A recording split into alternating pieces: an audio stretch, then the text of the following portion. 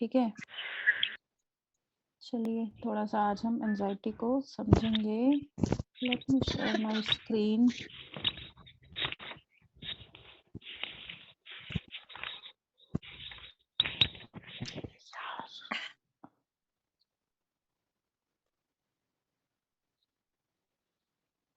You all can see my screen, right? Yes, ma'am. Just a second.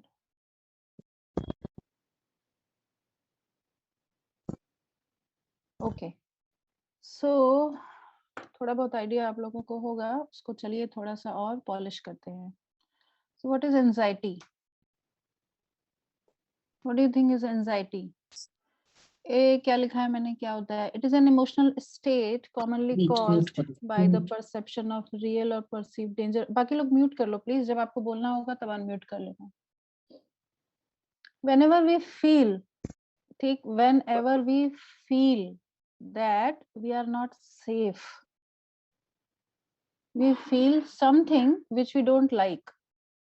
Whenever we feel that we are not safe, अब ये जो safety की feeling है, ये emotional भी हो सकती है, फिजिकल भी हो सकती है, परसीव्ड हो सकती है, रियल होना जरूरी नहीं है। एक लाइन में अगर आपको याद रखना हो, whenever we feel that we are not safe, it causes something which we don't like. It can cause anything in our body which we don't like, and we try to do something about it. That feeling, जो uncomfortable feeling होती है, उसको हम anxiety बोल सकते हैं। ठीक है, it is an uncomfortable feeling of apprehension or fear coupled with sensation or physical arousal. Very very very important is it has to be coupled with sensation or physical arousal. कुछ उसमें physical component होना जरूरी है anxiety बोलने के लिए। कोई बोले कि मैं पूरे दिन सोचता रहता हूँ, उसको एंजाइटी नहीं बोलेंगे हम, या बोलेंगे? क्या लगता है? If I am thinking the whole day. No, ma'am. No, ma'am. If anxiety is excessive or interferes with functioning, बहुत ही ऑब्वियस सा स्टेटमेंट है ये, सारे डिसऑर्डर के साथ हम चिपकाते हैं। इसलिए चिपकाते हैं, क्यों चिपकाते हैं, कभी किसी ने सोचा है? If it interferes with your functioning, then only it will be considered as pathological or disordered. If it interferes with functioning, ये स्टेटमेंट क्यों बोलते हैं हम हर डिसऑर्डर के साथ? हर डिसऑर्डर के साथ बोलते हैं, you know, right? You can just nod your head. Her disorder के साथ ये जरूर लिखा होता है if it interferes with your functioning. क्यों बोलते हैं हम ये? सिम्टम्स तो सारे बता ही दिए हैं कि ये होगा, ये होगा, ये होगा, तो ये डिसऑर्डर होगा। फिर ये लाइन हम क्यों चिपकाते हैं? What do you think?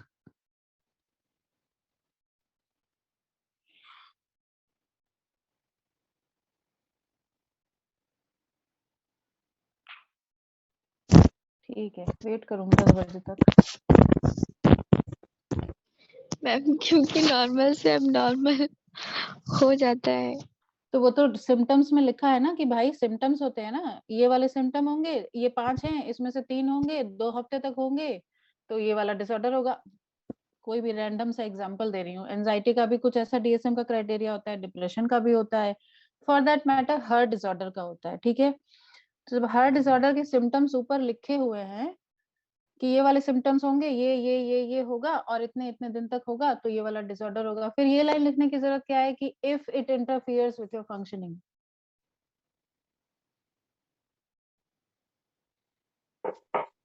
नाम लेके पूछूं या अपने आप बोलोगे तुम लोग? What do you think Srishti? Ma'am अगर वो मतलब फंक्शनिंग में हम लोग को दिक्कत नहीं डालेगा तो फिर उसको आराम से इग्नोर किया जा सकता है ना? उसको आराम से इग्नोर किया जा सकता है, ओके। हाँ मैम बोलिए। अंजनी बोलिए। अंजनी मैम, अगर वो जिसको मतलब दिक्कत है, जिसको इतने सारे सिम्टम्स दिख रहे हैं, तो अगर उसके फंक्शनिंग में भी मतलब दिक्कतें आएंगी, जब वो काम कर रहा है, कोई भी अपना एक्टिविटी कर रहा है, उसके फंक्शनिंग में भी अगर दिक्कत आएंगी, तब मतलब हम उसको कंसीडर कर सकते हैं। नहीं नहीं, ये तो है ही। पर ये जानना जरूरी क्यों है कि फंक्शनिंग में दिक्कत हो रही है कि नहीं, यही तो सवाल है।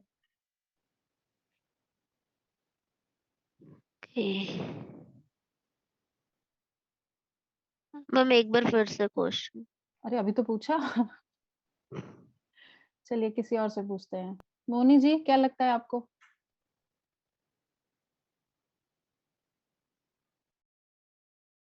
आप म्यूट हो मोनी।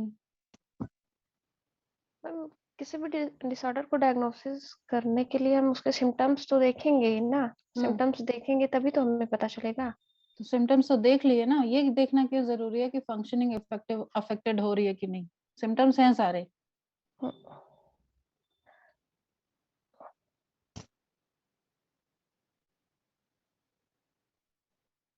चलिए किसी और से पूछते हैं, कोई बात नहीं। प्रीति, व्हाट डू यू थिंक? क्या लगता है? सही गलत होना जरूरी नहीं है। लगता है कि इतने सालों से हम पढ़ते आ रहे हैं, हर डिसऑर्डर में लाइन चिपकी होती है। Priyanka, what do you think? आप लिखने का कष्ट करेंगे? अभी लिखती हूँ, कुछ तो लिखी दूंगी। कौन बताएगा? शान्या, व्हाट डू यू थिंक? क्या लगता है? कितनी वैसी लाइन है ये, हर जगह होती है। मैम वही जैसे सबने कहा कि ताकि उसका अच्छे से इलाज हो सके, इसलिए जानना। इलाज हो एक सके? लाइन में नहीं समझ में आ रहा है कि क्या इसको हम डिस्क्राइब करेंगे। आप एक पन्ने में डिस्क्राइब करिए, हमने कहाँ मना किया है आपको। वैसे बोल कौन रहा है? नाम तो बताओ। शान्या। शान्या, हाँ शान्या, एक लाइन में तो मैंने बोला ही नहीं, एक लाइन में बताओ। Okay I get it. आप सोच रहे हो मैं कैसे बोलूँ ये।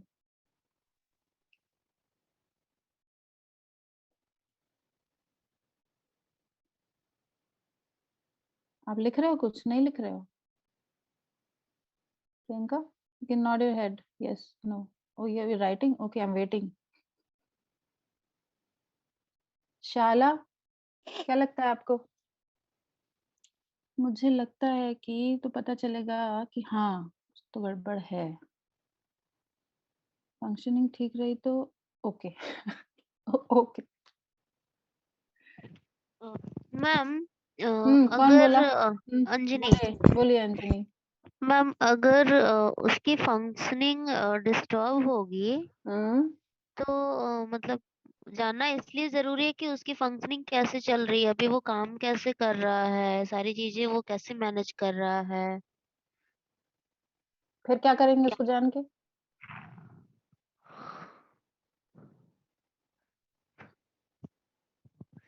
फिर मैम चेक करेंगे कि मतलब ये सही बोल रहे हो आप। फिर क्या करेंगे जान के? जरूरी है जानना, आप एकदम सही कह रहे हो।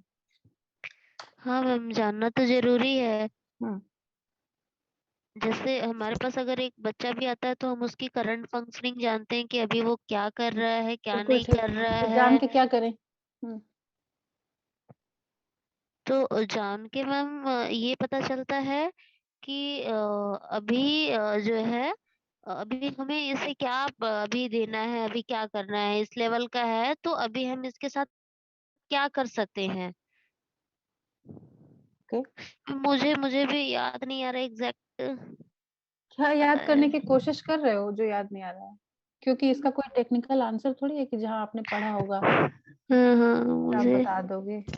याद क्या करने की कोशिश कर रहे हो तुम लोग? Okay I understand. कभी कभी हम सोच पाते हैं पर उसके सेंटेंसेस फॉर्म नहीं कर पाते हैं, which is okay. पूर्वी मैम दिन एक नॉर्मल आप भी पीपल हमें की जो कृपा फंक्शनिंग करें कुछ होती बोल है। के। कोई और बोल रहा है, नाम बताइए कौन बोल रहा है? यस मोनी मैम, बोलिए। मोनी। मैम एक नॉर्मल पीपल की जो फंक्शनिंग होती है, हम यही चेक करते हैं कि उनकी जो फंक्शनिंग है और अगर कोई बच्चा आया है उसकी फंक्शनिंग में क्या अंतर है। अगर कुछ इंटेंसिटी किसी चीज की ज्यादा हुई या कुछ कम हुआ तो ये सारी चीजें चेक करने के लिए तो हम चेक करते हैं उसकी फंक्शनिंग। करेंगे क्या चेक करके? ये पूछ रही हूँ मैं। चेक करते हैं, यहाँ तक तो आप लोग सब सही हो, बिल्कुल सही हो कि हम चेक करते हैं, हमें चेक करना चाहिए, जरूरी है। ओके अग्रीड, सही बात है। Ma'am yes please, who is saying may I? कौन बोला? नाम बोलो। दिव्या मैम, दिव्या। बोलिए Divya. Ma'am according to me I think कि उससे हम लेवल चेक करते हैं डिसऑर्डर का, if it affects the functioning, हमारा जो फंक्शनिंग लेवल है, हम कैसे फंक्शन कर रहे हैं, तो उससे हमें आइडिया लग जाता है कि हमारा डिसऑर्डर जो है वो हमें कितना इफेक्ट कर रहा है, उसका हम पर कितना इम्पैक्ट है, कैसे इफेक्ट कर रहा है हमारे तो लाइफ सिम्टम से क्या पता चलता है फिर? पहले अब show me your face first. Don't talk to me like that. If you're talking, if and when you're talking, at least. Yes, Divya. फिर सिम्टम से क्या पता चलता है? मैम सिम्टम से पता चलता है कि कौन सा डिसऑर्डर है और किस लेवल, फंक्शनिंग से पता चलता है कि कितना है, मतलब किस लेवल का उसकी डिसऑर्डर, मैम हम डीप कितना है वो लेवल पता चलता है कि इज इट अ नॉर्मल, मतलब एक्यूरेट है, अबव एवरेज, एवरेज है, बिलो एवरेज है, कितना है, कैसे है, ये फंक्शनिंग से पता चलता है कि हम किस तरीके से को ट्रीट कर सकते हैं. ओके. मैम ये भी पता चल सकता है कि हम उस पे कौन सा टेस्ट अप्लाई कर सकते हैं. जब हमने पहला क्लास किया था, कितने लोगों ने पहली क्लास मेरी अटेंड करी थी, जिसमें हमने बेसिक कॉन्सेप्ट्स देखे थे? आई थिंक आप लोगों में से मोर देन 50% लोगों ने की होगी, आई गेस, जितने अभी हैं. मैं सबका फेस नहीं देख पा रही हूँ because I am sharing my screen. That day we talked about it. Remember हमने ADHD का एग्जांपल पढ़ा था, हम इसको डिसऑर्डर बोलेंगे कि नहीं बोलेंगे? किसी को याद है? इतना थोड़ी नहीं याद रखते हम तो बैठे हैं, आप PPT देंगे, उसमें से देख लेंगे, एग्जाम दे देंगे, नंबर आ जाएगा, होगा काम खत्म. It is important to know because think about it. It's not about level or what. जब आप सिम्टम्स पता लगाओगे तो आप पूछ लोगे ना कि नींद नहीं आ रही है तो कितने देर नींद नहीं आती, कितने देर आती है, पूछ ही लोगे ना. सिम्टम्स से तो पता चल जाएगा. फोकस नहीं कर पा रहे हैं, कॉन्सेंट्रेट नहीं कर पा रहे हैं, मान लो एक्सेसिव थॉट्स हैं, बहुत ज्यादा सोचती हूँ मैं दिन भर, ठीक, तो आप ये सब तो पूछ ही लोगे उसमें कि एक्सेसिव थॉट्स है तो किस तरह के थॉट्स हैं, कितने थॉट्स आते हैं, क्या, व्हाटएवर जो भी हम पूछ लेंगे उसमें, राइट और not. You can just nod your head. Yes ma'am. ठीक है. If it affects the functioning or not, it's very important to label the person. If that person can be labeled as disordered or not, if it is not affecting the functioning daily life ka, it will not be labeled as that disorder. ये first class में हमने पढ़ा था. ADHD का example लेकर के, मान लो मैं पूरा दिन कूदती फांदती रहती हूँ, एक जगह बैठती नहीं, कंसंट्रेट नहीं कर पाती, एग्जांपल, ठीक, that's how I am. For example, I am not worried about it, मुझे कोई प्रॉब्लम नहीं है और मैं अपनी लाइफ एंजॉय कर रही हूँ ऐसे ही. क्या करोगे आप? मुझे ADHD बोल दोगे? मैं अपने सारे काम भी कर रही हूँ, for that matter, just for your knowledge. No ma'am नहीं कहेंगे हम, राइट. बस सिंपल सी बात है ये, बहुत इसमें तीर मारने वाली बात नहीं, कोई टेक्निकल नहीं है.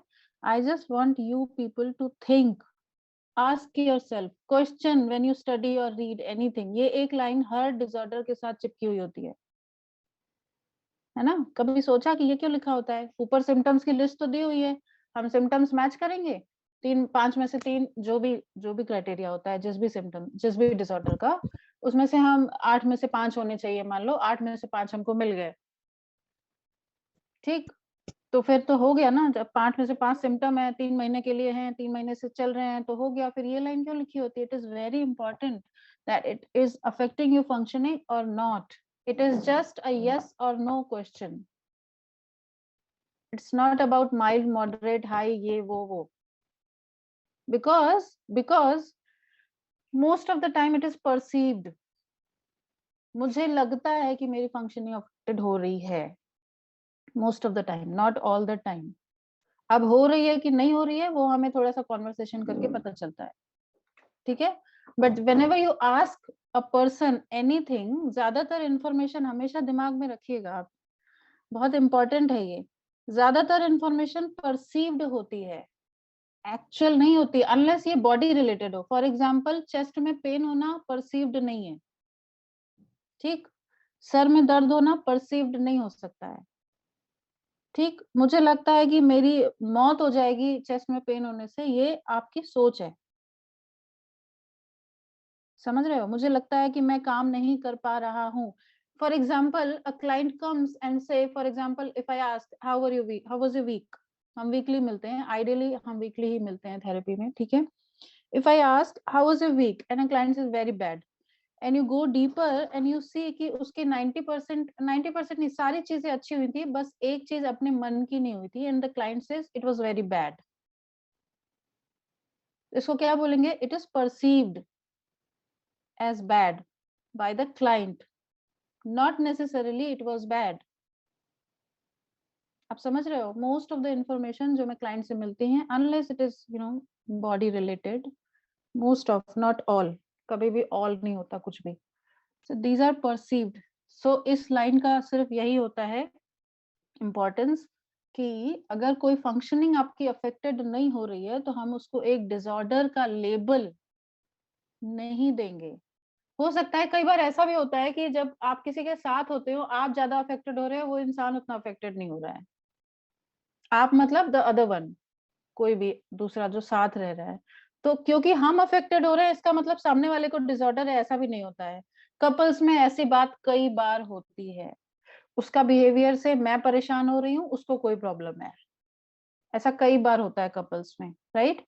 सो अगर हम किसी के बिहेवियर से परेशान हो रहे हैं तो इसका मतलब ये नहीं है कि उसको डिसऑर्डर है, या हमें लग रहा है कि वो अफेक्ट हो रहा है, उसकी लाइफ अफेक्टेड हो रही है, तो उसको कोई डिसऑर्डर होगा, ऐसा नहीं हो सकता है। ठीक है, ये बस लाइन आई तो मुझे लगा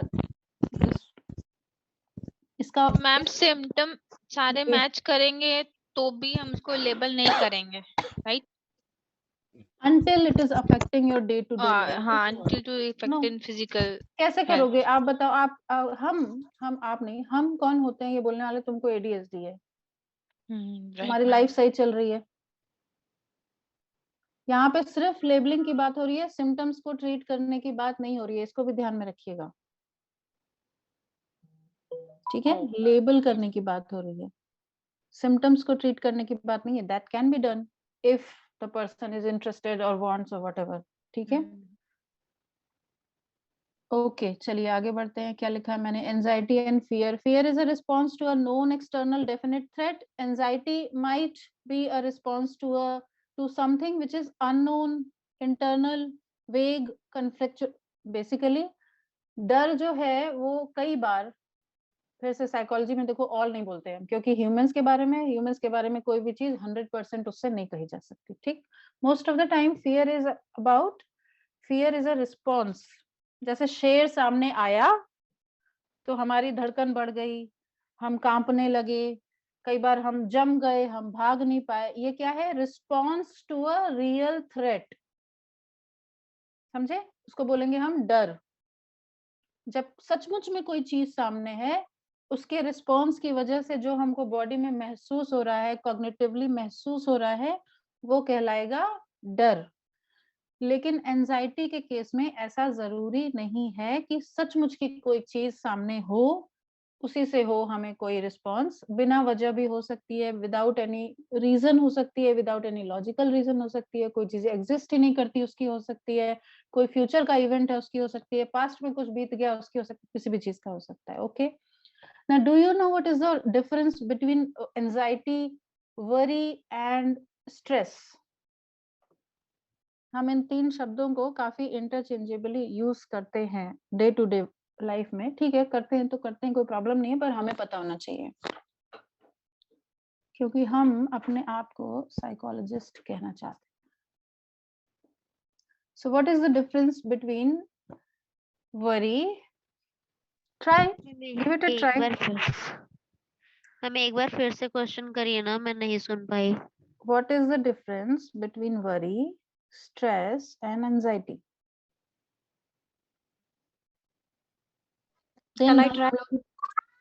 कई बार यूज करते रहते हैं। Please state your name. Ma'am worry किसी पर्टिकुलर सिचुएशन में, अगर कुछ सिचुएशन ऐसा आया या हमारा कोई कांस्टेंट कोई चीज हमें बॉदर कर रही है तो हम वरी करते हैं एक सिचुएशनल चीज पे। स्ट्रेस तो ma'am part and parcel of life है, वो ऑन एंड ऑफ आते रहता है, बट वही अगर प्रोलॉन्ग हो गया तो हमें जैसे मैम पहले एंजाइटी बता देते हैं। एंजाइटी में मैम हम लोग जैसे अच्छा मैम 2 मिनट और टाइम दीजिए, हम सोच लेते हैं। 3 मिनट और लीजिए कोमल। Anyone else wants to give it a try? Just give it a try. आप बोलोगे ही नहीं तो आपको भी पता नहीं चलेगा कि आपको क्या आता है, ट्रस्ट मी। और गलत बोलने के नंबर थोड़े कटते हैं, बल्कि जो बच्चे क्लास में बोलते हैं उनको ज्यादा नंबर मिलते हैं मेरी क्लास में, कि at least you tried, at least you used your vocal cords for good.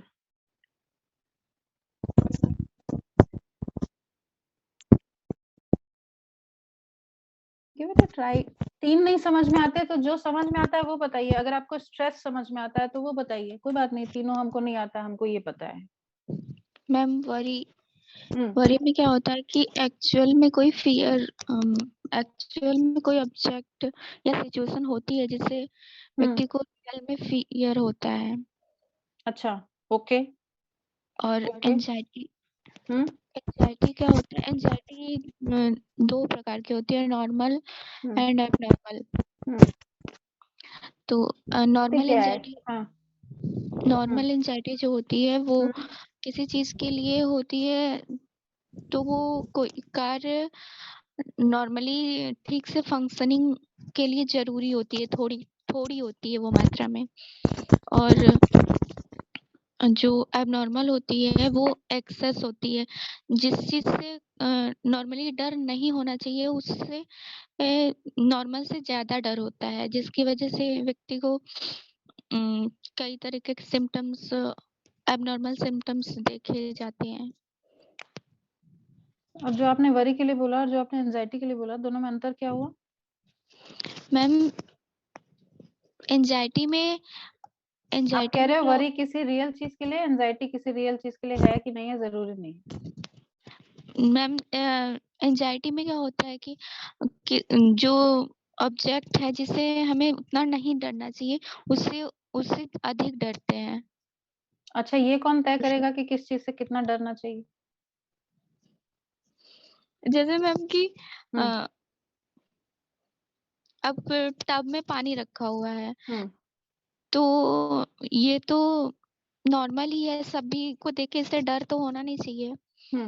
यदि इससे देखकर कोई व्यक्ति ज्यादा डर रहा है तो वो एंजाइटी। ज्यादा क्या कर रहा है वो व्यक्ति? ये मैं सच में पूछ रही हूँ, आपको भी समझ में आएगा। When we say ज्यादा डर रहा है, क्या कर रहा है? मीन्स कि मैम कि जितना सब लोग नॉर्मली नहीं डरते हैं। और ये कैसे पता चलेगा कि कितना सब लोग डरते हैं? छोटा बच्चा यदि डर रहा है तो वो नॉर्मल होगा कि वो गिर जाएगा तो उसे हानि हो सकती है, लेकिन कोई बड़ा व्यक्ति टब में गिर के तो उसको तो कोई हानि। छोटे बच्चे को राइट है डरने का, हमें राइट नहीं है डरने का। Just asking. ऐसा लगता है आपको? पूछ रही हूँ मैं, कुछ बोल नहीं रही।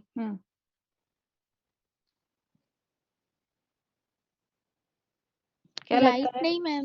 नहीं, आपने बोला ना छोटा बच्चा डरे तो चलो ठीक है, डर सकता है वो, लेकिन अब हमारी एज का कोई डरे तो ये तो गलत बात है, ऐसा नहीं होना चाहिए, ये अब नॉर्मल है। That's what you are saying, right? Confusion है ना?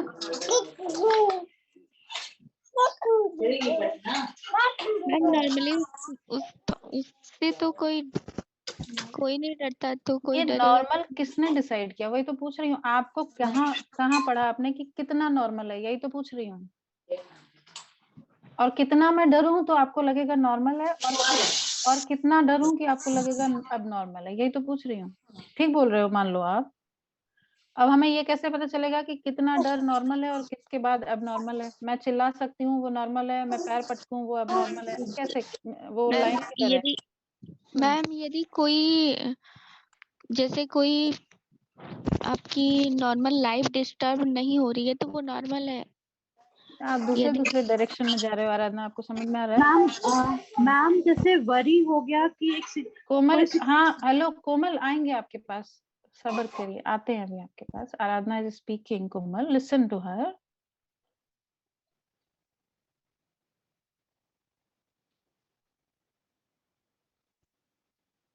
हाँ जी आराधना। मैम उससे नॉर्मल लाइफ इफेक्ट होगा। अच्छा, वो कैसे पता चलता है कि मेरा नॉर्मल लाइफ इफेक्ट हो रहा है टब में पानी से डरने से? मैम टब में पानी भर के कुछ धोना है, कपड़े धोने हैं, तो उसके पास जाएंगे ही नहीं, तो नॉर्मल लाइफ इफेक्ट होगा ही। और ये क्या है? एंजाइटी है, स्ट्रेस है या वरी है? Ma'am anxiety. ओके, ये वरी नहीं है। मैम वरी कोई, जैसे कोई शेर को देख के डर गए, तो डर हुआ ना? या सांप। डर क्या होता है? Anyone, what is fear? Category, what is fear category? Ma'am worry जो होता है छाया, हम hold. Chhaya, hello, can you listen to me? Yes ma'am. हाँ Chhaya, I asked what is fear. What is fear category? Fear क्या होता है?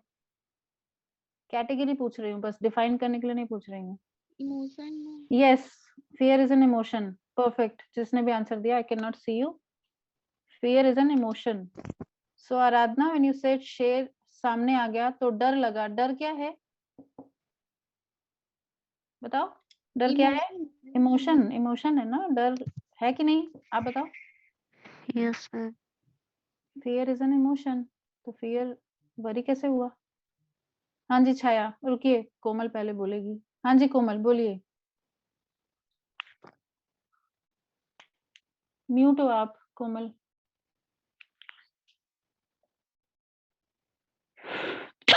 कोमल आप म्यूट पे हो बच्चे। Am I audible now? Yes you are audible. तो पीछे से मेरी मिट्टी की भी आवाज आई। कोई बात नहीं। आराधना ने बोला बच्चों को डरने और रोने का हक है। मैम मैम वरी जो होता है एक पर्टिकुलर कुछ ट्रिगर हुआ हमारे लाइफ में, तो हम उस चीज के बारे में सोच करके हम वरी करते हैं। स्ट्रेस जो हुआ मैम, उसमें एक नोन ट्रिगर कुछ होता है जिसके कारण हम लोग को स्ट्रेस होता है। वो सपोज हमें असाइनमेंट सबमिट करना है, डेडलाइन है, उसमें हमको स्ट्रेस हो जाएगा, तो एक आइडेंटिफाइड रीजन होता है उस स्ट्रेस होने का। अच्छा। और एंजाइटी मैम ऑफ कोर्स उसमें भी सिम्टम्स हमारे स्ट्रेस वाले ही होते हैं, बट जो फियर होता है वो बहुत रैशनल ना होकर के इरेशनल भी हो सकता है। एट टाइम्स रैशनल हो सकता है, एट टाइम्स इरेशनल हो सकता है। एंजाइटी भी हम लोग को बहुत सारे सिचुएशंस में आता है।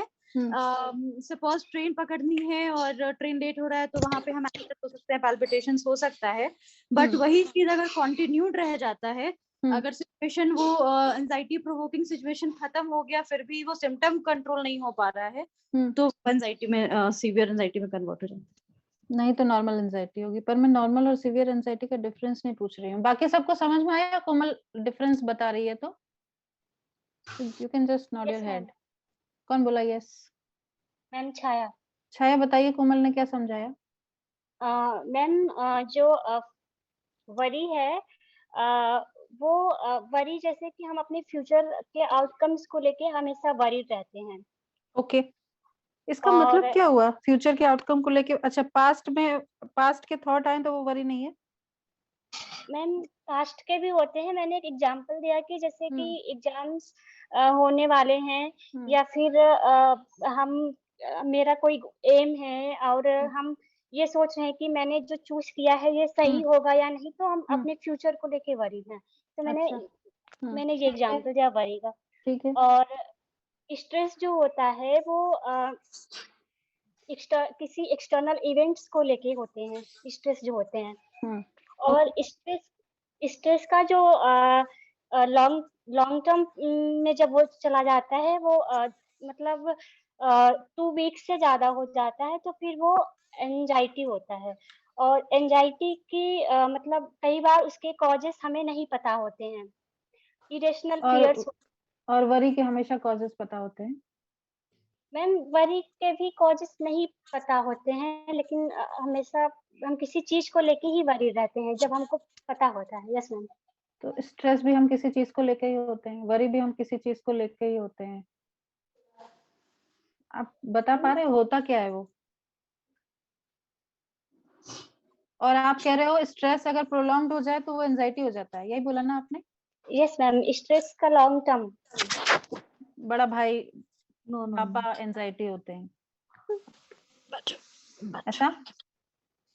यस मैम, मैंने पढ़ा हुआ था कि स्ट्रेस का जो लॉन्ग टर्म होता है वो एंजाइटी होता है, और एंजाइटी के बारे में मैंने ये भी पढ़ा था कि ये इरेशनल थॉट्स होते हैं, इरेशनल फियर होते हैं, और कई बार एंजाइटी के काजेस क्या है वो हमें पता भी नहीं होते हैं, लेकिन एंजाइटी होती है।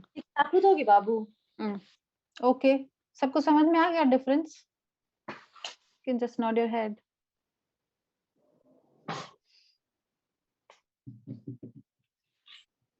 समझ में आ गया डिफरेंस सबको?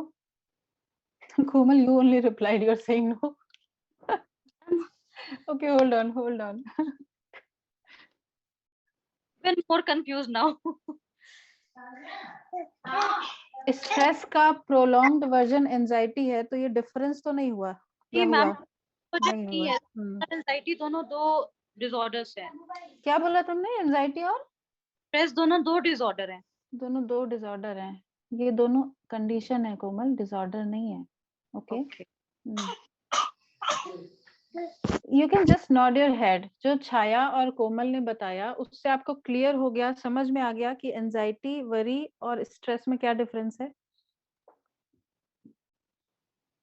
अरे भाई, बस इतना ही बताना है कि इन्होंने जो बोला मैं समझ में नहीं आया। ग्रुप में जाके ये लोग आपको डांटेंगे नहीं कि तुमने नो क्यों बोला, यस क्यों नहीं बोला, ऐसा होगा क्या?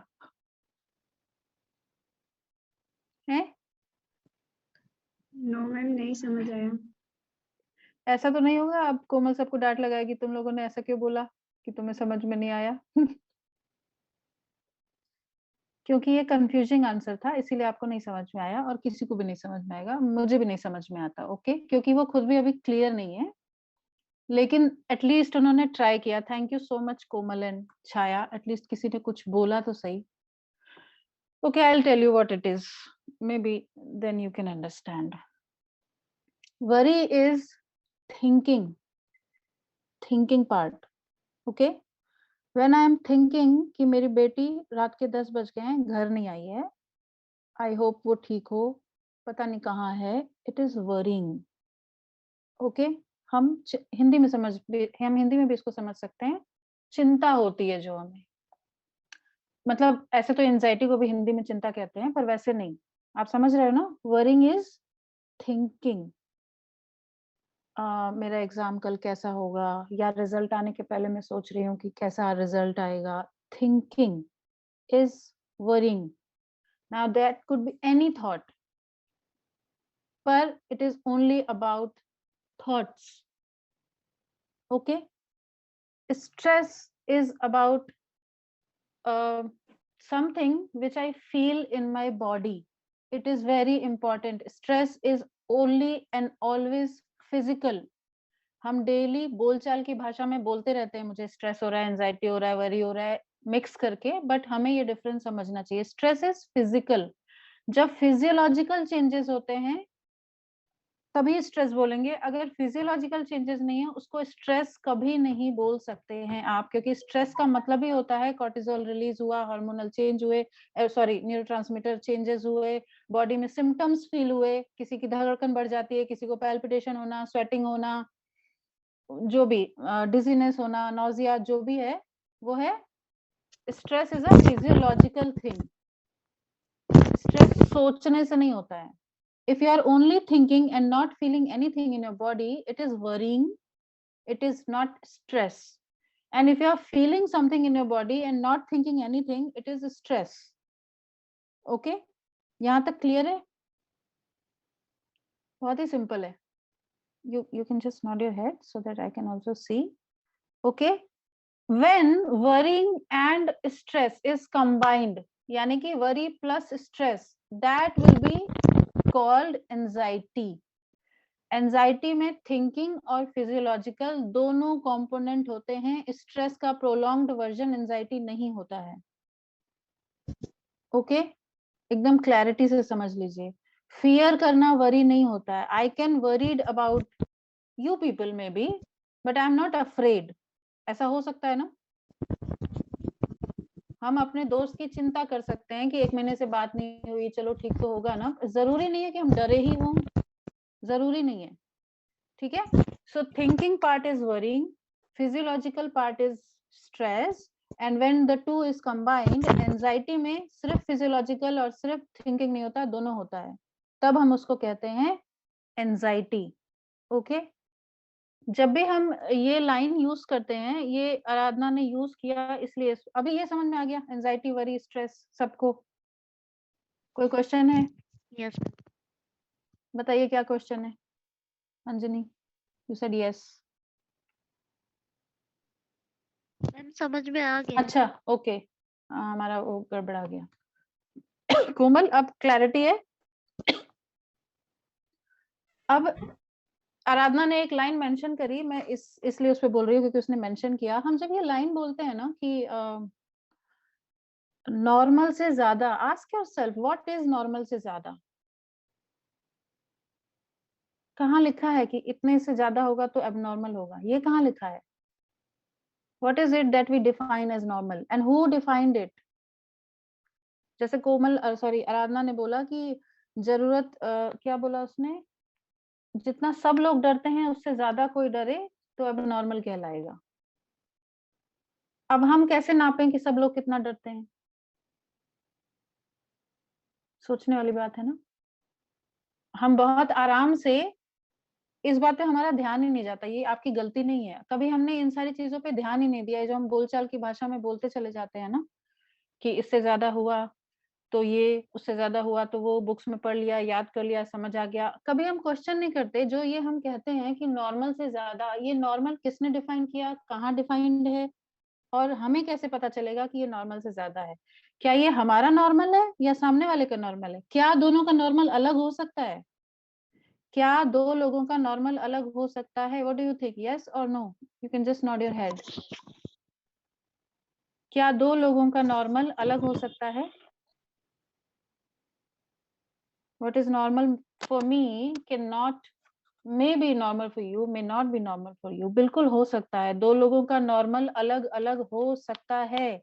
अगर ये सच है और आप अग्री करते हो, तो हमें कैसे पता चलेगा कि ये नॉर्मल से ज्यादा है? सोचिए। और फिर हम ये लाइन कैसे ड्रॉ करेंगे कि अगर हम इस लाइन पे चलते रहेंगे कि नॉर्मल से अलग है, तो फिर ये लाइन हम कैसे ड्रॉ करेंगे? आप समझ रहे हो मेरा क्वेश्चन? अगर दो लोगों का नॉर्मल अलग अलग होता है और हम इस लाइन पे चल रहे हैं कि नॉर्मल से ज्यादा होगा तो अब नॉर्मल होगा, तो ये कैसे पता चलेगा नॉर्मल से ज्यादा कितना ज्यादा और नॉर्मल क्या है? क्योंकि मेरा और तुम्हारा नॉर्मल तो अलग अलग है। आप 2 रोटी खा सकते हो, मैं 4 रोटी खा सकती हूँ, और ये मेरे लिए नॉर्मल है, वो आपके लिए नॉर्मल है। अब आपके हिसाब से तो वो 4 रोटी अब नॉर्मल हो गई। छोटा सा एग्जाम्पल है ये। अगर ऐसे चलेंगे हम, आप समझ पा रहे हो अब सवाल? मैम, एवरीडे फंक्शनिंग इफेक्ट नहीं होता है तो नॉर्मल है। तो हाँ, तो बच्चे, हम ये क्यों बोलते हैं कि जितना सब लोग डरते हैं उससे ज्यादा कोई डर रहा है तो अब नॉर्मल है? यही तो सवाल है। मैम, इंडिविजुअल डिफरेंसेस है ना, तो वो तो इंडिविजुअल इंडिविजुअल डिफरेंसेस है, डिफरेंसेस पे डिपेंड करता है। तो अब बिल्कुल जरूरी सही नहीं है। है कि वो उसमें हम मेजरमेंट कर ले ये नॉर्मल है या अब नॉर्मल है। तो हो अगर सकता मैं, है आप हाँ सही बात है, हो बिल्कुल सही सकता है। है आप बिल्ली को देख करके बहुत ज्यादा डरे, हो सकता है हम देख कर बहुत मतलब नहीं डरे, हो सकता है सामने वाला देखकर वो भी ना डरे, उसको पकड़ ले। तो ये चीजें इंडिविजुअल डिफरेंसेस है, नहीं सबके नहीं, अपने अपने रिस्पॉन्सेस इंडिविजुअल है। डिफरेंसेस हैं, पर यहाँ पे उसकी बात नहीं हो रही है। यहाँ पे बात हो रही है जब हम ये कहते हैं कि नॉर्मल से ज्यादा है तो अब नॉर्मल है, ये बेस ही गलत है। That's what I am saying.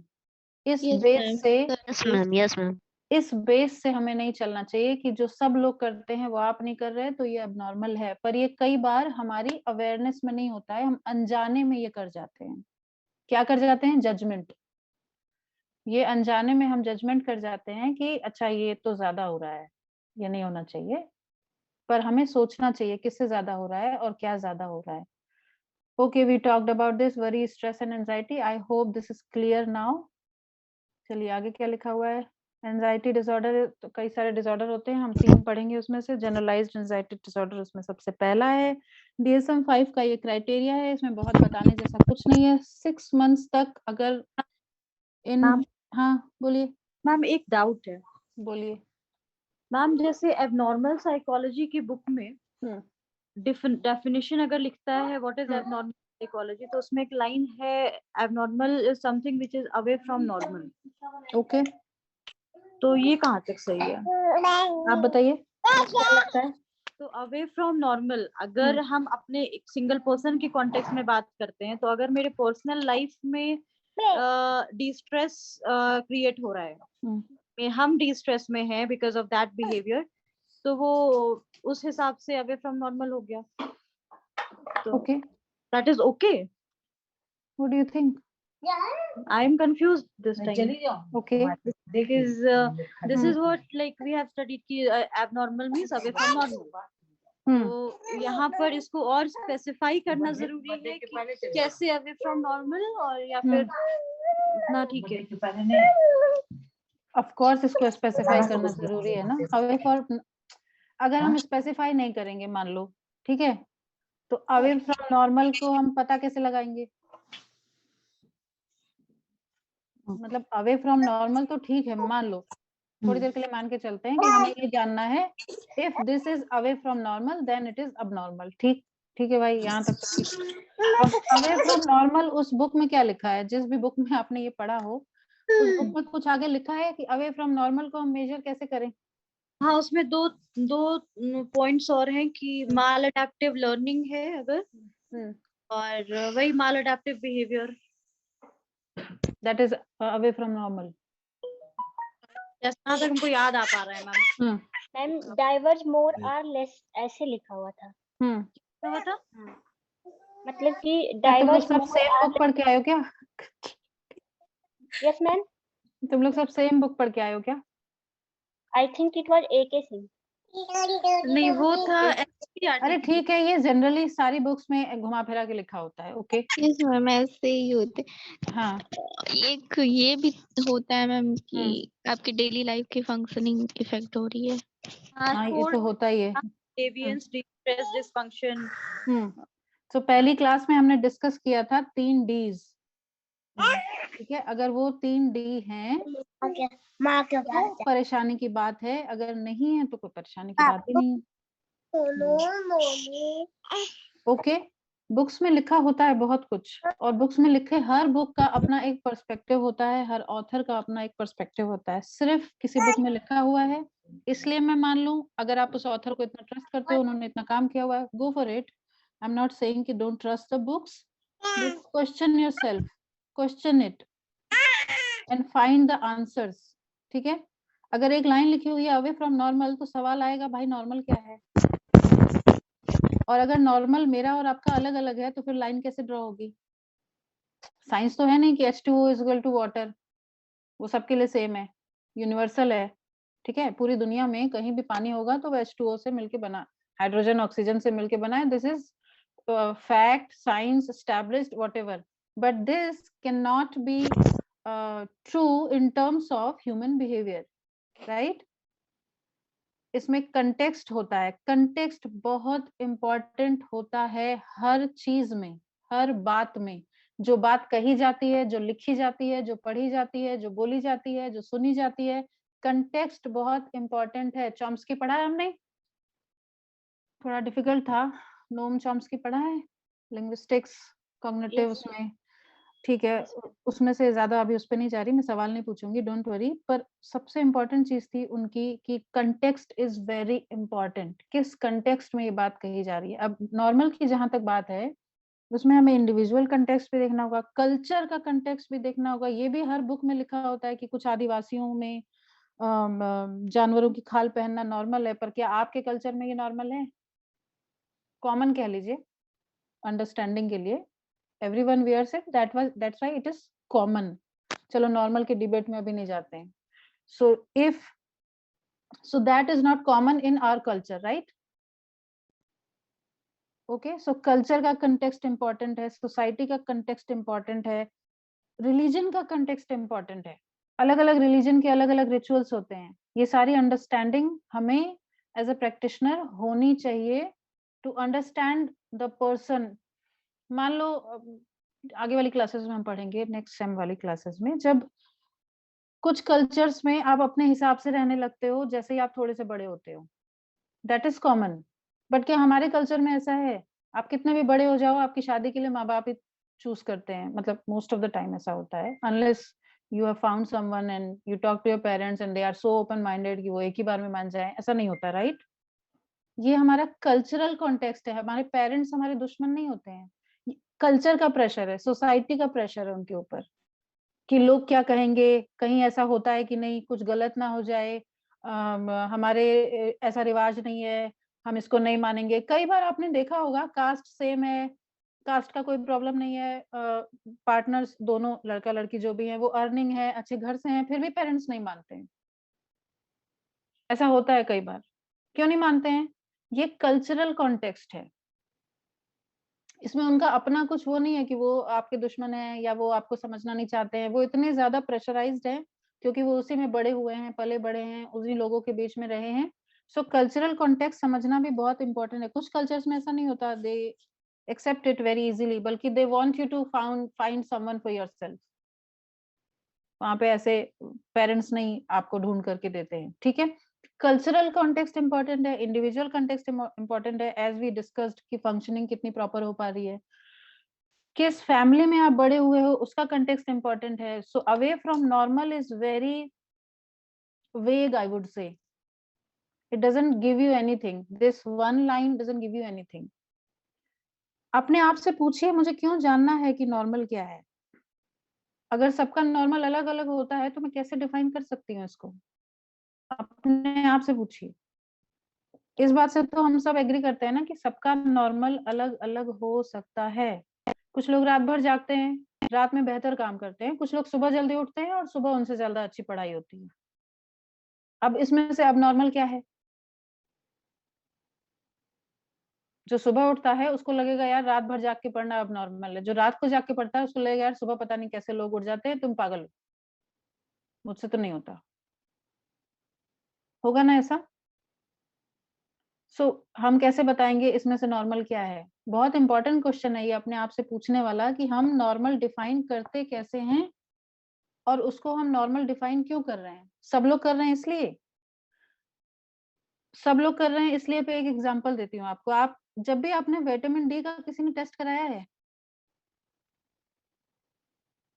Vitamin D आपने कभी टेस्ट कराया हो, नहीं कराया हो तो कराइएगा, ठीक है? आई कैन गारंटी 10 में से 8 लोगों का विटामिन डी हमेशा कम होता है, ठीक?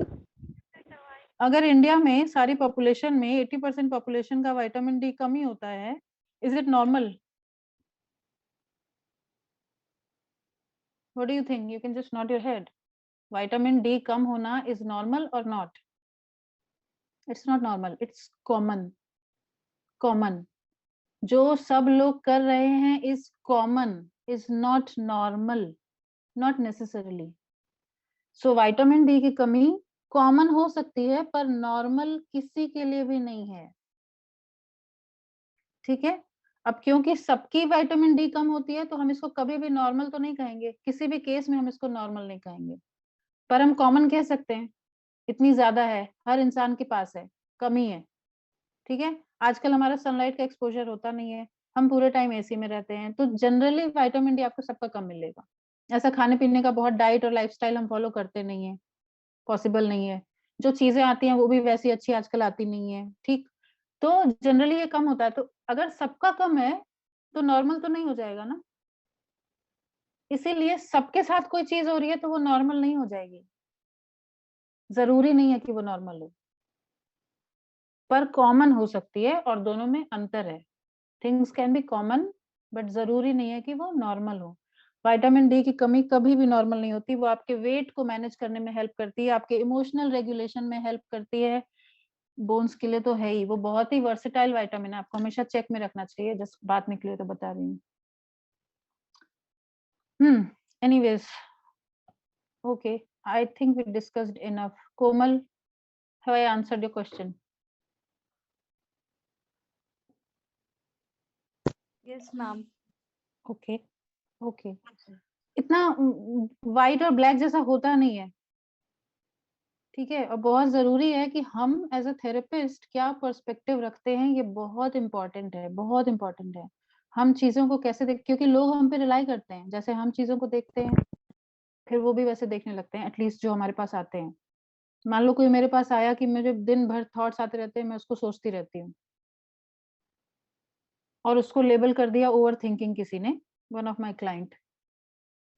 When she came to me, I asked, "Ki, do you like to be prepared and planned?" And she said yes.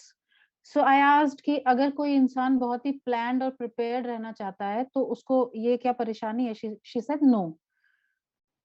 So अगर मैं planned और prepared रहना चाहती हूँ तो ये कोई परेशानी नहीं है। And whenever we think ना about thoughts, so many thoughts, and we keep thinking, that means we अंदर से हम चाहते हैं कि हम प्लान रहें, प्रिपेयर्ड रहें, कोई चीज छूट ना जाए, कुछ गलत ना हो जाए। अगर आप ऐसे देखोगे इसको तो आपको लगेगा इसमें तो कोई गलत नहीं है, पर अगर आप वैसे देखोगे तो आपको लगेगा ये तो ओवर थिंकिंग है। इसीलिए हमें अपने पर्सपेक्टिव पे काम करने की बहुत ज्यादा जरूरत होती है। इसीलिए क्वेश्चन करना बहुत जरूरी होता है। क्वेश्चन किया कीजिए हर चीज को और उसके आंसर ढूंढा कीजिए, क्योंकि ऐसी कोई चीज नहीं है जिसका आंसर मैं ढूंढूं और मुझे नहीं मिलेगा, ठीक है। और नॉर्मल बहुत ही वेग है, नॉर्मल की कोई डेफिनेशन ऐसी डिफाइंड नहीं है। इवन अब नॉर्मल साइकोलॉजी के बुक्स भी यही कहते हैं कि बहुत ही वेग टर्म है, कंसेप्चुअल, कंसेप्ट वाइज ये है। This is the most acceptable definition they say, whatever definition they give you, उसमें लिखा होता है this is the most acceptable. हालांकि सारे लोग किसी एक डेफिनेशन पे राजी नहीं होते, but this is the most acceptable. Now if this that is most acceptable, I might not be agree to it, might be, उसमें कोई बुराई नहीं है। ओके, सो ये DSM-5 का क्राइटेरिया है जनरलाइज्ड एंजाइटी डिसऑर्डर को डायग्नोज करने का। इसमें क्या क्या होता है? Excessive anxiety and worry, you can say excessive anxiety. Individual finds it difficult to control the worry, and 3 or more of the symptoms for at least 6 months. Restlessness, आराम से थकान, पूरे टाइम थका थका महसूस करना, माइंड ब्लैंक हो जाना बीच बीच में, कॉन्सेंट्रेट करने में प्रॉब्लम होना, चिड़चिड़ापन रहना, मसल्स में टेंशन, कभी कभी हाथ पैर में बिना वजह का दर्द, स्लीप डिस्टर्बेंस। अगर इनमें से ये DSM का क्राइटेरिया है, ओके, हमें नॉलेज होनी चाहिए उसलिए हम इसको पढ़ रहे हैं। इसमें से 3 या ज्यादा सिम्टम्स 6 महीने तक होने चाहिए कम से कम, और individual finds it difficult to control, ये किसी मेडिकेशन की वजह से नहीं होना चाहिए, किसी मेडिकल प्रॉब्लम की वजह से नहीं होना चाहिए, फंक्शनिंग अफेक्टेड होनी चाहिए, ये सब में होता है, वो इसमें भी है। Okay, this is the criteria to diagnose generalised anxiety disorder. Screening कैसे करते हैं इसको लिखने की जरूरत नहीं है, PPT आपको मिल जाएगा। आप ये दिस इज कॉल्ड GAD-7, ये एक स्टैंडर्डाइज्ड स्केल है। अगर हमें कुछ भी नहीं शुरू समझ आ रहा है तो हम इससे स्टार्ट कर सकते हैं, पूछना समझना। सो ये 7 आइटम्स पे we rate and then we found the score, and this score is interpreted like this, and then we can go ahead. Okay, more question to consider when we try to screen, क्योंकि ये जो हम disorders पढ़ रहे हैं इसमें diagnose करने पे ज्यादा जोर है, जो ट्रीटमेंट है वो हम अगले सेमेस्टर में पढ़ेंगे। सो डायग्नोज करने में क्या क्या चीजें आपको हेल्प कर सकती हैं वो सब मैंने इसमें डाला हुआ है। We can also ask these kind of question, you can read, इसमें कुछ वैसा है नहीं, पर अगर जब मैं PPT शेयर कर दूंगी आपको कोई प्रॉब्लम हो, यू कैन आस्क। ये भी स्क्रीनिंग है। Okay, physical symptoms we can look out for like heart palpitation, shortness of breath, lightheadedness. ये सब कुछ anxiety की वजह से हो सकता है। सर में दर्द most of the time emotional problem की वजह से होता है, most of the time, और वो most जो है 90% से ज्यादा है, हम सबको जिसको headache होता है। Okay, निगलने में दिक्कत होना, कॉन्स्टिपेशन की प्रॉब्लम, ड्राई माउथ अगर किसी दवा की वजह से नहीं है या डिहाइड्रेशन की वजह से नहीं है, एंजाइटी की वजह से लोगों का मुंह ऐसा सूख जाता है। तो ये मैंने क्यों लिखा है? आपको हेल्प कर सकता है। आप पूछ सकते हो इसमें से आपको ये है क्या, ये है क्या, ये है क्या। कई बार लोगों को ध्यान नहीं आता बताना, अगर हमारे पास लिस्ट होगी तो हम पूछ सकते हैं। वैसे और भी बहुत कुछ हो सकता है, ये एक कॉम्प्रिहेंसिव लिस्ट नहीं है, पर इसमें काफी कुछ कवर्ड है बॉडी में ऊपर से लेके नीचे तक। So we can look for these physiological symptoms when we are trying to identify if there is anxiety or not. Okay. Components of GAD, 3 components होते हैं। Worrying is a thinking component. Okay. 3 component का मतलब basically क्या है, ऐसे समझो कि मान लो मेरा कोई प्रेजेंटेशन है, ठीक है, मुझे डर लग रहा है प्रेजेंट करने से, तो ये क्या हो गया, ये फीलिंग कंपोनेंट हो गया, इमोशनल कंपोनेंट हो गया। ओके, डर लगने की वजह से मैं सोच रहा हूँ कि कहीं खराब हो गया तो, लोग हंसने लगे तो, पिछली बार खराब हुआ था लोग हंस रहे थे, this is thinking, thoughts, negative thoughts. Okay, now behaviour is, क्या बिहेवियर होगा, जनरली हम ऐसी वाली सिचुएशन को अवॉइड करते हैं। ठीक है, कंपोनेंट्स का मतलब यहाँ पे ये है कि ये तीनों कंपोनेंट होंगे तभी हम उसको एंजाइटी बोलते हैं, वो तो हमने पढ़ ही लिया है। ठीक है, और जीएडी को डायग्नोस करने के लिए भी ये 3 कंपोनेंट होने जरूरी हैं। कंपोनेंट्स का बेसिकली मतलब ये होता है कि इसमें कौन कौन सी चीजें होती हैं। तो इसमें थिंकिंग भी पार्ट होता है, फीलिंग भी एक पार्ट होता है, बिहेवियर भी एक पार्ट होता है। इसी से मिल के बनता है हमारा एंजाइटी साइकिल। एंजाइटी साइकिल क्या होता है, एंजाइटी साइकिल कुछ नहीं होता है, एक साइकिल है जिसमें सबसे पहले हमें थॉट आता है, वो फ्यूचर के लिए हो सकता है। ओके, किसी भी इवेंट के लिए हो सकता है, किसी भी चीज के लिए हो सकता है, कोई चीज है या नहीं है, थॉट है बेसिकली। ठीक, थॉट है तो उसकी वजह से होगा अनकंफर्टेबल फीलिंग, कुछ तो अनकंफर्टेबल फीलिंग होगी हमें। जब भी हमें अनकंफर्टेबल फीलिंग होगी हम उससे भागने की कोशिश करते हैं। कोई भी इंसान, generally not all, most of us try to avoid that situation which leads to any kind of uncomfortable feeling. Now that avoidance, जो हम avoid कर रहे हैं थोड़ी देर के लिए, उससे हमें शॉर्ट टर्म रिलीफ तो मिलता है, नो डाउट, लेकिन जिस वजह से मेरे थॉट्स आए थे वो वजह तो रिजॉल्व हुई नहीं, वो तो वहीं वैसी की वैसी है। तो थोड़ी देर बाद वो थॉट्स फिर से वापस आएंगे, फिर मुझे डिस्कम्फर्ट होगा, फिर मैं अवॉइड करूंगी, फिर थॉट्स वापस आएंगे, फिर मुझे डिस्कम्फर्ट होगा, फिर मैं अवॉइड करूंगी। और धीरे धीरे करके जितना ज्यादा हम अवॉइड करते जाते हैं उतना ज्यादा हमारा एंजाइटी का जो कर्व है वो ऊपर जाता जाता है, और बड़ी होती जाती है, और बड़ी होती जाती है, और बड़ी होती जाती है, और धीरे धीरे करके एंजाइटी का डिसऑर्डर बन जाती है। ओके, अब अवॉइडेंस के बहुत सारे एग्जाम्पल हैं। मेरा असाइनमेंट मुझे सबमिट करना है और मैं बैठ के टीवी देख रही हूँ, क्या है ये, एंजाइटी है। दिमाग में मुझे पता है कि मुझे असाइनमेंट देना है। कई बार आपने खुद को ये कहते हुए सुना होगा या लोगों को कि अरे यार करना था, पता नहीं फोन ही देखती रह गई मैं तो, टाइम ही निकल गया, अरे सीरीज बड़ी अच्छी लग रही है, टीवी देखते रह गए हम।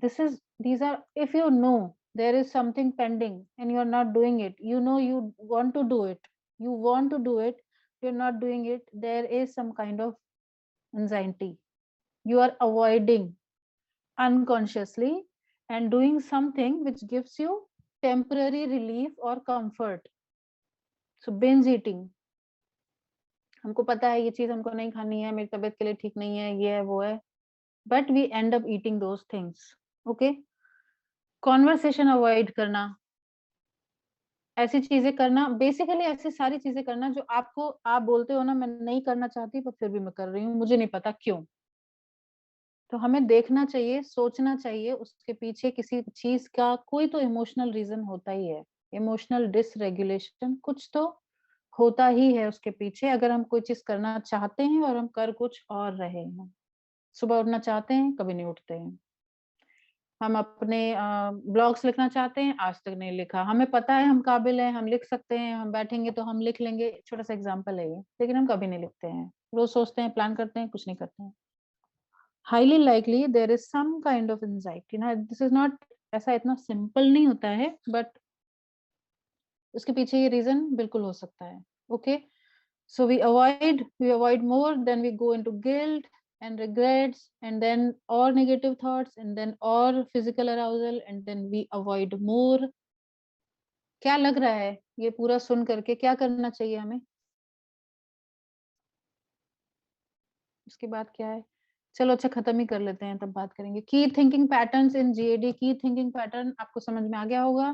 पीपल विथ एंजाइटी, जो एक्सट्रीम एंजाइटी या एंजाइटी डिसऑर्डर से परेशान हैं या किसी भी तरीके की एंजाइटी से, उनका डिफरेंस, हमारे और उनके में डिफरेंस क्या है, वो गलत होने की प्रोबेबिलिटी को सबसे ज्यादा समझते हैं, मतलब ये गलत होने की प्रोबेबिलिटी सबसे ज्यादा है उनके लिए, और उसकी सीवियरिटी भी बहुत ज्यादा होती है उनके लिए।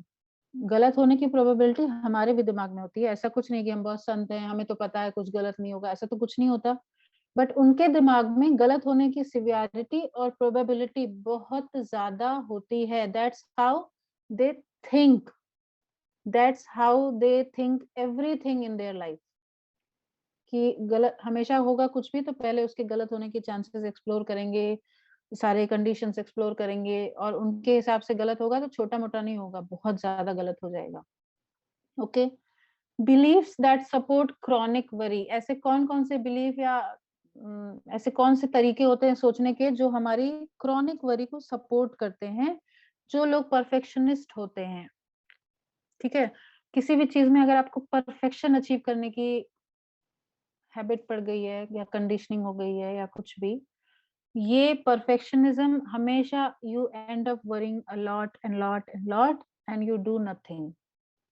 ठीक है, होता है ऐसे, वो प्लानिंग में रह जाएंगे, अगर ये गलत हो गया तो वो गलत हो गया तो नहीं नहीं अभी ठीक से नहीं हुआ है, और बेहतर और बेहतर और बेहतर में वो अपने आप में भी टेंशन में रहते हैं, श्योर भी नहीं हो पाते हैं, काम भी डिले होता है। जब सब कुछ ऐसा डिले हो जाता है तो फिर और घबराहट होने लगती है, फिर और वरी होने लगती है। तो परफेक्शनिज्म वाला जिनके भी अंदर होता है, this belief supports, like it adds fuel to the fire, ये आग में तेल डालने वाला काम हो गया।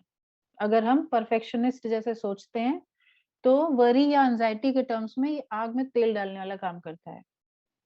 रिस्पॉन्सिबिलिटी, सब कुछ मेरी रिस्पॉन्सिबिलिटी है, अगर मैं ये छोड़ दूं तो गलत हो जाएगा, अगर मैं वो ना करूं, अगर मैं एफर्ट ना डालूं तो दोस्ती टूट जाएगी, अगर मैं सुबह ना उठाऊं तो ये उठेगा नहीं, अगर मैं ये ना करूं, ये जो दिमाग में अगर है तो ये भी वरी के टर्म्स में आग में घी डालने वाला काम करता है।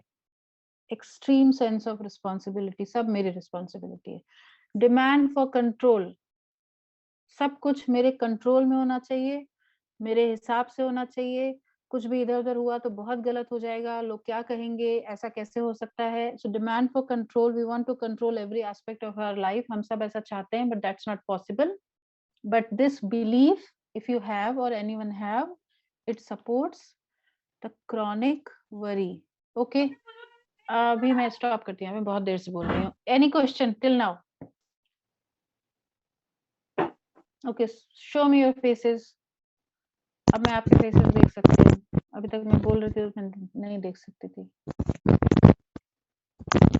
Show me your faces and tell me if you have any question or if you want to know anything about anxiety disorder. अभी हम OCD पे नहीं गए हैं, so उससे क्वेश्चन नहीं पूछना है, पैनिक डिसऑर्डर पे नहीं गए, उससे नहीं पूछना है। जितना आज पढ़ा है और एंजाइटी के बारे में आपको कुछ जानना है, यू कैन आस्क। मैम एक क्वेश्चन, बोलिए। मैम ओवर थिंकिंग और वरिंग में कोई डिफरेंस है? एग्जाम्पल दीजिए, क्योंकि मुझे तो ओवर थिंकिंग कुछ लगता ही नहीं है। मतलब ओवर थिंकिंग मतलब कि हाँ नहीं थी क्योंकि बोलिए नहीं गलत नहीं है, आप बोलोगे तो आपको भी पता चलेगा। हाँ बोलो। नहीं आप, क्योंकि अभी आपने एक्सप्लेनेशन में बताया ना कि वरीइंग को मतलब ओवर थिंकिंग, जब हम ज्यादा कोई चीज सोचने लगते हैं तो उसे हम वरी बोलते हैं, तो ओवर थिंकिंग भी मतलब अगर आप कहीं देखिए तो आपको ये टर्म मिल जाती है बहुत आसानी से कि हम ओवर थिंक बहुत करते हैं, ओवर थिंकिंग हम काफी करते हैं। तो वही एक क्वेश्चन था कि कोई सिमिलैरिटीज या डिफरेंस है दोनों में बस। क्या लगता है आपको? मैम डेफिनेशन सुनने में तो ओवर थिंकिंग वरीइंग ही लग रही है, मतलब कोई अलग से कोई टर्म नहीं पहले ना, सबसे पहले हमें ये सोचना चाहिए कि ओवर थिंकिंग हम किसको बोल रहे हैं, पहले हमें ये सोचना चाहिए। ठीक, अब बताइए ओवर थिंकिंग हम किसको बोल रहे हैं? कब हम थिंकिंग को ओवर थिंकिंग बोलने लगेंगे? मैम जरूरत से ज्यादा जब कोई चीज सोचते हैं तो उसका कोई नुकसान हमें अगर होने लगे तो ओवर थिंकिंग है, उस चीज की कोई फालतू में जैसे चिंता करने लगे तो ओवर थिंकिंग। ओके, अब जरूरत से ज्यादा अगर कोई सोचे तो ये जरूरत कहाँ पे डिफाइंड है? कितना मैं सोचूं तो आप कहोगे कि ठीक सोच रही हैं, अब कितना मैं सोचूं तो आप कहेंगे कि आप ओवर थिंक कर रहे हो। What do you think? Ma'am अगर कोई दिन भर के कोई फंक्शंस में अगर मतलब कोई फंक्शन करने में अगर कोई अगर प्रॉब्लम नहीं हो रही है तो उसको फिर कहेंगे। आपने एक लाइन पकड़ ली है सबने हर जगह में इसी को चिपकाएंगे। अच्छा, दिन भर के फंक्शनिंग मेरी क्या है? मैं सुबह उठती हूँ, मैं अपने सारे सुबह के काम करती हूँ और फिर क्या है, उसके बाद मैम मैं जैसे क्लिनिक कि जाती हूँ। किसी एक चीज के बारे में बहुत ज्यादा सोच लेना कि अगर ये हुआ तो क्या अरे होगा, नहीं हुआ शान्या, तो क्या होगा। हाँ वही तो पूछ रही हूँ, बहुत ज्यादा माने कितना ज्यादा? मैम, यही 2 घंटे, लिमिटेशन। 3 घंटे? मैम अगर कोई बात हमेशा माइंड में चले कि ऐसे हो हाँ गया मैम, वैसे हो हमेशा गया। माइंड में चले कि अब मैं 11 तारीख को दुबई जा रही हूँ, ठीक? पूरे टाइम मेरे दिमाग में चल रहा है, मैं वहां ये करूंगी, मैं वहां वो करूंगी, मैं ये शॉपिंग करूंगी, मैं वो शॉपिंग करूंगी, मुझे यहाँ घूमना है, मुझे वहां घूमना है। ओवर थिंकिंग है। दुबई क्यों जा रही है? मेरी तो एक्साइटमेंट हो जाएगी। Very good Priyanka, out of context question. जा रही हूँ मैं, बस बहुत हो गया, अब नहीं पढ़ाना मुझे प्रियंका इज हैप्पी, मुझे अब इनसे नहीं पढ़ना पड़ेगा जाइए, आज ही चले जाइए, 11 को क्यों जा रही ओके, थैंक यू प्रियंका। मैंने एग्जाम्पल दिया भाई। ओ, जा नहीं रही है, बस ऐसे ही फेंक रही हैं मैंने एक एग्जाम्पल दिया कि मान लो आप इंटरनेशनल ट्रिप जा रहे हो, ठीक है? तो मैंने ऐसे दिया कि आपको रियल सा लगे। तो अगर दिमाग में चलेगा ना भाई, पहली इंटरनेशनल ट्रिप होगी तो, वैसे तो नेशनल में भी चलेगा, ऐसी कोई बात नहीं है, एक एग्जांपल है ये सिर्फ। अब आप मुझसे इस पे मत लड़िएगा कि हम भारत में भी अच्छी अच्छी जगह घूम सकते हैं, आप बिल्कुल घूम सकते हैं, ठीक है? तो बताइए, ये ओवर थिंकिंग है कि नहीं शान्या? पूरे दिन दिमाग में चल रहा है, मैम मेरी चलेगा ना? नजर में तो ये एक्साइटमेंट हो जाएगा। इनकी ये तो नजर ही बदल देती है, अभी बोल रही थी पूरे दिन चले तो ओवर थिंकिंग है, अब चल रहा है तो कह तब रही है मैं एक्साइटमेंट है मैम अगर खुशी खुशी होगा तो मैम एक्साइटमेंट हो जाएगा। नहीं, पूरे दिन चल रहा है ना, पूरे दिन चल रहा है, मैं निकाल ही नहीं पा रही थॉट। आपने कभी नोटिस किया है, कभी ऐसा होता है एक गाना हम सुनते हैं और वो एक लाइन अटक जाती है, चलती रहती है, यहाँ से हम निकाल नहीं पा। आई डोंट नो आप लोगों में से किसके साथ हुआ है ये, अपने आप पूरे टाइम एक लाइन ऐसा लगता है अंदर कोई बजा रहा है बैठ करके, and you try harder and harder और वो लाइन नहीं निकलती है, पूरे दिन चल रही है। Is it over thinking? Yes ma'am. Ma'am Dubai जाने से हार्म नहीं होगा, ओके।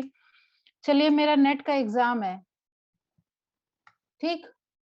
अब मत पूछिएगा मैम आप नेट का एग्जाम क्यों दे रही हैं, क्योंकि अब आप समझ गए हैं कि मैं एग्जाम्पल दे रही हूँ मेरा नेट का एग्जाम है, और कौन सा महीना, दिसंबर में तो होता है कभी, ठीक है?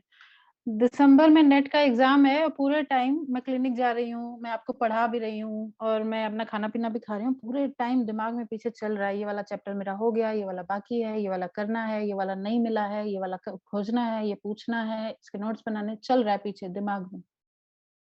ओवर थिंकिंग है? तो मैम उसे कंट्रोल कैसे करेंगे? अरे भाई पहले ये तो बताओ ओवर थिंकिंग है कि नहीं, तो कंट्रोल क्यों करेंगे? यस मैम नहीं है। मैम, यस नहीं मैम। कौन बोला यस? कौन बोला? Show me your faces. Aarti, Saima, Divya, Shiva, Sumitra, ये क्या तरीका है? यूज स्ट्रेस है, एक तो ये लोग, तुम लोग किताब में पढ़ के जो आते हो ना, यूज स्ट्रेस है, ओके? हमको प्लान बोलिए कोमल। वो प्लान चल रहा है ma'am back of the mind की कितना मेरा। Yes yes. नहीं मैंने ये नहीं बोला, मैंने बोला ओवर थिंकिंग है कि नहीं, बहुत सिंपल सा सवाल पूछा मैंने। No ma'am. पिछली बार मैं रोड पे निकली थी, पिछली बार मैं मान लो घर जा रही थी, तो ट्रेन में मेरा पर्स चोरी हो गया, ये मेरे साथ सच में ऐसा हुआ है एक बार कभी, ठीक है जस्ट फॉर फन, ये सच में ऐसा हुआ है। अब मैं जब भी ट्रेन में जाती हूँ, मैं पूरे टाइम दिमाग में चलता रहता है कि ऐसा हुआ था, ऐसे कैसे हो गया था, अच्छी मतलब सेकंड एसी की टिकट थी, ऐसा नहीं है, राजधानी ट्रेन थी, ठीक है? और उसमें मेरा पर्स चोरी हो गया। सोचिए, अटेंडेंट्स होते हैं उसमें, कोई तीसरा आदमी अलाउड नहीं होता है उसमें। सेकंड एसी बताने का मतलब कोई भी अलाउड नहीं होता ना, जिसकी सीट होती है बस वही लोग होते हैं। It is considered comparatively safe from crowd and strangers and something like that. So अगर मेरा पर्स वहाँ चोरी हो गया, जब भी मैं ट्रेन में जाऊंगी पूरे टाइम मेरे दिमाग में चल रहा है, यार पर्स चोरी हुआ था, इस बार कैसे ध्यान रखूंगी, अच्छा ठीक है ये कर लूंगी, अच्छा वो कर लूंगी, अकेले ट्रैवल कर रही हूँ तो वॉशरूम नहीं जाऊंगी तो इतना बड़ा पर्स कैसे ढो के लेके जाऊंगी, इसलिए छोटा रख लेती हूँ, या वगैरह वगैरह वगैरह. Is it over thinking? Yes or no? Just asking yes or no. ज्यादा explanation नहीं मांग रही मैं. You can just nod your head. No, ma'am. Yes No. or no. Yes ma'am. जो लोग yes बोल रहे हैं वो हाथ उठाएं ऐसे करके. It's okay, मैं मारूंगी नहीं. I just want to know. जो लोग बोल रहे हैं कि ये ओवर थिंकिंग है वो हाथ उठाएं. मैम वो तो आपके साथ पहले हो चुका है मैम, आपके अंदर से डर आ गया कि कहीं ऐसा हो ना जाए. मैम वो सिचुएशन के हिसाब से है ना डर. ट्रेन के बाद आप उसके बारे में सोचेंगी तो नहीं. आते हैं अभी इस पे, सिचुएशन वाली चीज पे. किसको किसको लगता है कि ये ओवर थिंकिंग है? बताइए पूर्वी, ये ओवर थिंकिंग क्यों लगता है आपको? मैम क्योंकि एट प्रेजेंट उसके बारे में एक्सेसिवली सोच रहे हैं, जबकि वो चीज पास्ट में हो कितना चुकी है. तो कितना सोचूं तो आप कहोगे कि एक्सेसिवली नहीं सोच रही हूँ. मतलब कोमल, क्यों लगता है ओवर थिंकिंग है? मैम क्योंकि आप ट्रिप पे आपके दिमाग में आगे क्या होगा कि प्लानिंग की बजाय वही बैक ऑफ द माइंड चल रहा है कि कहीं फिर से मेरा पर्स चोरी नहीं हो गया, कैसे हो जाएगा, तो क्या ये हो जाएगा. नहीं मैंने ये सब एग्जांपल नहीं देते, पर हाँ चल रहा है तो आपके हिसाब से जो पास्ट में हुआ उसको भूल करके आगे बढ़ जाना चाहिए. कॉशन लेना चाहिए. नहीं, कॉशन जरूर लेना चाहिए, बट उस चीज को कॉन्स्टेंटली थ्रू आउट ट्रिप नहीं सोचते रहना चाहिए. थ्रू आउट ट्रिप तो मैंने बोला भी नहीं कि मैं सोच रही हूँ. तो आप कब सोच रहे थे मैम? जब मैं ट्रेन में ट्रैवल करने जा रही हूँ. हाँ, तो आप सोच रहे थे ना मैम. तो हाँ, ट्रैवल कॉशन करने लेने के लिए जहां तक कॉशन लेना है कि I will keep my bag somewhere safe, तब तक ठीक है. लेकिन जहां पर वो आप बस वही आपके दिमाग में अगर चल रहा है और उसके कारण आप और आगे क्या एंजॉयमेंट होने वाला उसके बारे में आप नहीं सोच पा रहे हो, तब वो ओवर थिंकिंग हो जाएगी. ओके. कोमल बोल रही है कि पिछला सब कुछ 1-2 घंटे तक ही सोचना चाहिए, उससे ज्यादा सोच रहे हो तो ओवर थिंकिंग है. आराधना कहाँ है? आराधना किधर है? Aradhana you can leave if you are getting late. It's okay. अब मैं ये ताना मार के नहीं बोल रही हूँ, अच्छे से बोल रही हूँ. जिनको लेट हो रहा हो, डिनर करना हो, वो प्लीज आप, अभी मैंने एंजाइटी डिसऑर्डर में जितना ऐसे एक्चुअली पढ़ाना था वो मैं पढ़ा चुकी हूँ. You can leave the call if you want to. It's okay. जिनको डिस्कस